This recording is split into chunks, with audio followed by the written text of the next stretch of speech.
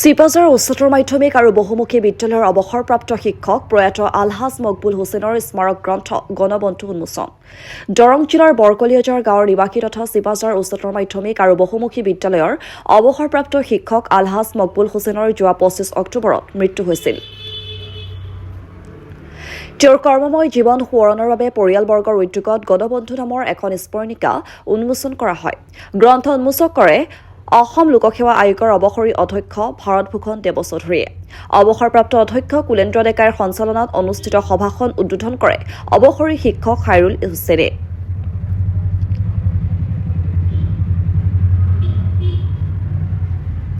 সভাত আলহাজ মকবুল হুছেইনৰ সুসন্তান আৰজেদ হুছেইন চহৰীয়াই আদৰণি ভাষণ প্ৰদান কৰাৰ পিছতেই বৰপেটা জিলা পাৰিবাৰিক আদালতৰ প্ৰিন্সিপাল জাজ আমিনুৰ ৰহমান, ৰাজ্যিক কৃতি শিক্ষকৰ বঁটা প্ৰাপক এম হাফিজ আলী, মাহেকীয়া বাৰ্তালোচনী নতুন দৌৰংগৰ মুখ্য সম্পাদক ড ৰামচন্দ্ৰ ডেকা, দৰং জিলা সাহিত্য সভাৰ প্ৰাক্তন সভাপতি ড চহিৰ ভূঞা, পৃথুৰাম বৰুৱাসহ কেইবাগৰাকী বিশিষ্ট ব্যক্তিয়ে আলহাজ মকবুল হুছেইনলৈ গভীৰ শ্ৰদ্ধাঞ্জলি জনোৱাৰ লগতে শোকসন্তপ্ত পৰিয়ালবৰ্গলৈ সমবেদনা জ্ঞাপন কৰে।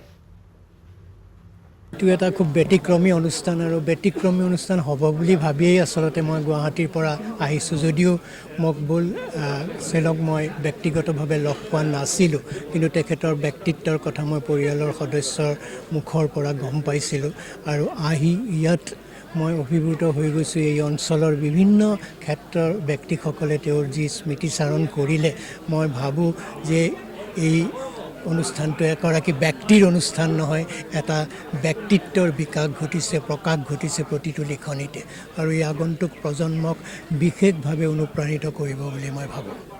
গ্ৰন্থ হ'লেই নহ'ব, গ্ৰন্থত এগৰাকী ব্যক্তিৰ জীৱন দৰ্শনটো প্ৰতিস্ফুট হ'ব লাগিব, আৰু তেনেকুৱা এখন গ্ৰন্থ আজি তেওঁলোকে প্ৰকাশ কৰি উলিয়াইছে, যিটো খুব বিৰল। সাধাৰণতে যি ধৰণৰ স্মৰণিকা আমি দেখিবলৈ পাওঁ, সেই স্মৰণিকাবোৰত গতানুগতিক এটা যে ছাত্ৰ জীৱন, জন্ম কি, পৰিয়ালৰ সদস্য কোন কোন আছে, তেওঁলোকৰ কৰ্মজীৱনৰ কথাখিনিয়ে চৰ্বিতচৰণ কৰি তাত বিৱৰণ কৰে। তাৰ খুব মূল্যটো সাময়িক, সি বহুদিনলৈ নাযায়, কিন্তু এইখন গ্ৰন্থত প্ৰতিটো ক্ষেত্ৰৰ, প্ৰতিটো প্ৰজন্মৰ প্ৰতিনিধিৰ তাৰ অন্তৰৰ অনুভৱবোৰ তাত প্ৰকাশ পাইছে, আৰু মই ভাবোঁ ইয়াৰ মূল্য অসীম। আলহাজ মৰহুম মকবুল হুছেইন চাহেবৰ স্মৃতি গ্ৰন্থৰ কাৰণে তেখেতৰ বন্ধুবৰ্গ, শুভাকাংক্ষীয়ে মোক অনুৰোধ কৰিছিলে যে তেখেতৰ জীৱনৰ আলোকপাত কৰি এখন গ্ৰন্থ, স্মৃতি গ্ৰন্থ এখন লিখাৰ কাৰণে তেওঁলোকে দিহা পৰামৰ্শ আগবঢ়াইছিলে, আৰু মই পৰিয়ালৰ লগত আলোচনা কৰি সেইটো আমি গ্ৰহণ কৰোঁ। আৰু খুব কম সময়ৰ ভিতৰত আমাৰ কুলেন্দ্ৰ ডেকা ছাৰ আৰু সম্পাদক ডক্টৰ আব্দুল ৱাহিদ ডাঙৰীয়াৰ নেতৃত্বত গ্ৰন্থখন আজি পূৰ্ণাংগ পায়, আৰু আমাৰ আমন্ত্ৰণ ৰক্ষা কৰি অসম লোকসেৱা আয়োগৰ প্ৰাক্তন অধ্যক্ষ ভাৰতভূষণ দেৱচৌধুৰী ছাৰ,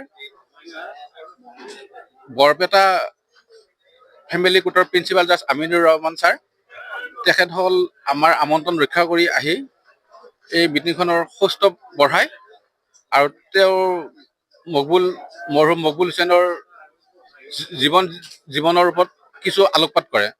তেওঁলোক অহাৰ কাৰণে আমি সকলোকে আমাৰ পৰিয়ালৰ তৰফৰ পৰা আন্তৰিক শুভেচ্ছা জনাইছোঁ, আৰু তেওঁলোকৰ ওপৰত আমি কৃতজ্ঞ ঋণী হৈ সদায় থাকিম। যেতিয়ালৈকে হাতত আমি পাই থাকোঁ, সেই বস্তুটোৰ মূল্য আমি নুবুজোঁ।